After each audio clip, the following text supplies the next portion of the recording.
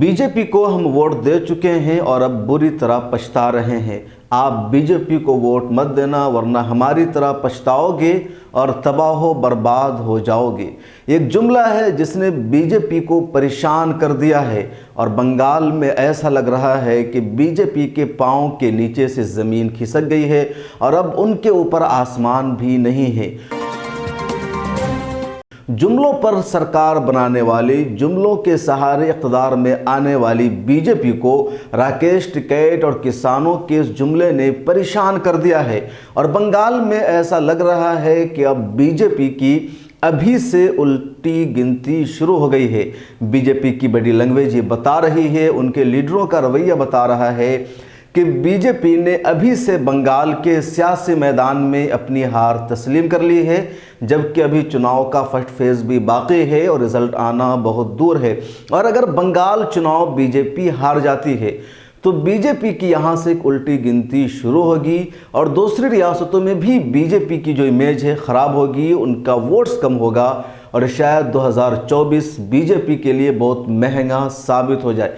इसलिए बीजेपी ने बंगाल में किसानों को काउंटर करने के लिए, ममता बनर्जी को काउंटर करने के लिए या अपनी छवि सुधारने के लिए एक टीम लगा दी है, एक फोर्स को वहाँ पर मुतय्यन कर दिया है। और ये फोर्स वर्दी वाली नहीं है, बल्कि फोर्स वो है जिसे जमहूरियत का चौथा सुतून कहा जाता है। आप इन चेहरों को देखिए, रुबिका लियाकत, अंजना ओम कश्यप, दीपक चौरसिया, अर्नब गोस्वामी और इस जैसे जितने जर्नलिस्ट हैं जो भी गोदी मीडिया की लिस्ट में फहरिस्त में आते हैं, इन सब को टीवी चैनलों को मोदी सरकार ने, बीजेपी ने दफा करने के लिए लाइन पर लगा दिया है कि तुम सब काउंटर करो राकेश टिकैत को, ममता बनर्जी को। और अब इन सब के जुमलों को देखिए, इन सब की डिबेट को देखिए, इन सब के तज्ज़ियाती प्रोग्राम को देखिए। ये कह रहे हैं बंगाल में जाकर के या बंगाल इलेक्शन पर बातचीत करके कि राकेश टिकैत एक मखसूस पार्टी का एजेंडा चला रहे हैं,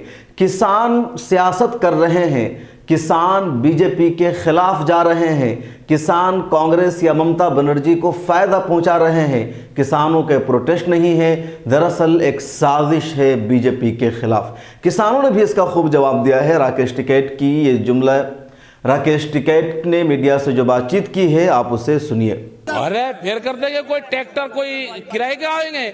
वे ट्रैक्टर भी वही हैं, आदमी भी वही हैं। जिस दिन संयुक्त मोर्चा तय करेगा, अब की बार पार्लियामेंट पे नई मंडी खुल गई, वहाँ पूरा एमएसपी पे भाव बिकेगा। अगला टारगेट पार्लियामेंट पे होगा। कान खोल के दिल्ली सुन ले। जब भी अरे और ट्रैक्टर को रोकेगा कोई? दिल्ली में जाने से ट्रैक्टर कौन रोकेगा? जाएंगे दिल्ली में ट्रैक्टर, फिर जाएंगे।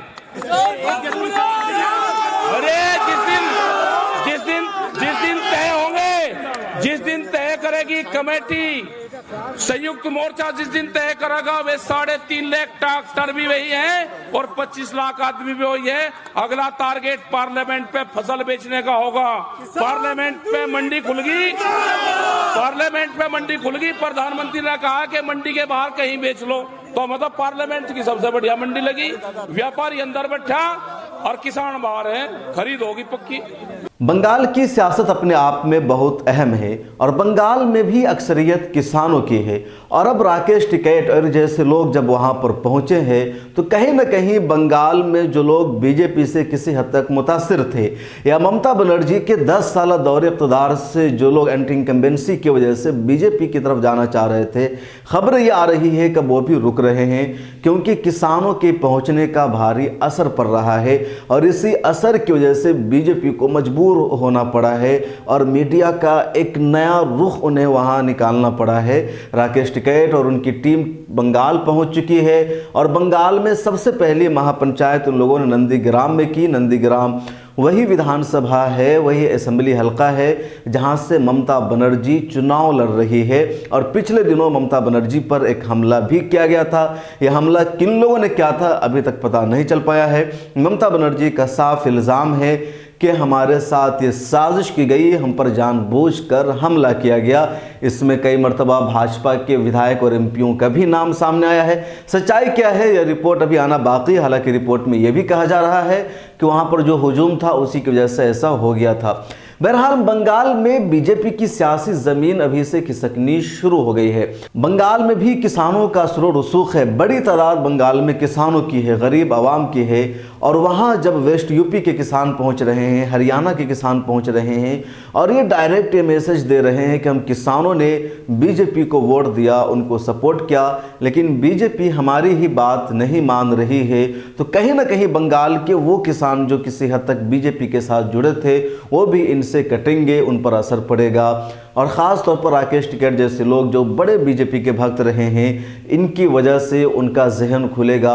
और इसी चीज़ ने बीजेपी को बहुत ज़्यादा मजबूर कर दिया है ममता बनर्जी के ख़िलाफ़ बोलने पर, मीडिया को लगाने पर। इन मीडिया वालों का ज़रा कुछ रवैया भी देखिए, इनके अंदाज़ को देखिए, किस तरह की ये बातचीत कर रहे हैं बंगाल चुनाव को लेकर और किस तरह बीजेपी की बी टीम बनकर ये सारे मीडिया एहलकार काम कर रहे हैं। सच पूछिए, अगर आप देखेंगे चित्रा त्रिपाठी को, रुपिका लियाकत को, दीपक चौरसिया को, अर्नब गोस्वामी को तो छोड़ ही दीजिए। और आजकल एक मेरे दोस्त भी मीडिया में काम कर रहे हैं, उनकी तस्वीर आप सिर्फ देख सकते हैं। तो इन सब को सुनकर, इन सब की डिबेट को देखकर या इनके तज्जिया को सुनकर आप भूल ही जाएंगे डॉक्टर संबित पात्रा को, सुधांशु त्रिवेदी या दूसरे लोगों को जो बीजेपी के ऑफिशियल स्पोक पर्सन हैं। मिलर टाइम्स को अगर आप यूट्यूब पर देख रहे हैं तो सब्सक्राइब करें, फेसबुक पर देख रहे हैं तो पेज को लाइक करें। ताज़ा तरीन खबरों के लिए विजिट करें हमारी वेबसाइट www.millertimes.com। मिलर टाइम्स को आपकी ज़रूरत है, हमारी आप माली मदद करें।